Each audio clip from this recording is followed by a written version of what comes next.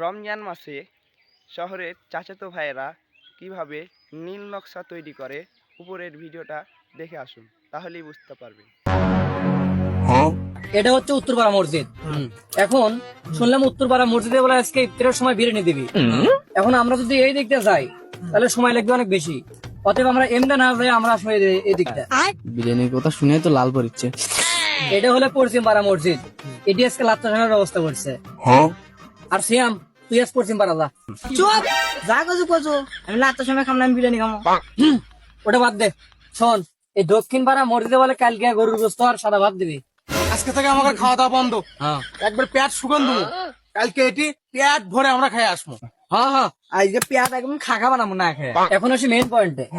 আজকে তারাবের পরে বাচ্চুর ডাব গাছ আর এমন আছে ফটিক চালের ডাব গাছ। আচ্ছা ফাহিম শোন, তুই উঠবে বাচ্চুর কাছে, আর কেলটু তুই উঠবে ফটিকের কাছে। মেন কথা হচ্ছে ডাব জানি একটাও কাছে থাকে। বাঞ্চুর ডাব আমি সাফা করে নিয়ে যাবো, আমার বইয়ের ছাই শুদ্ধ নিয়ে যাবো। তেলাং দিন চলে এটাই। সন্ধ্যের পরে সবাই আড্ডাখানা চলে আসিস।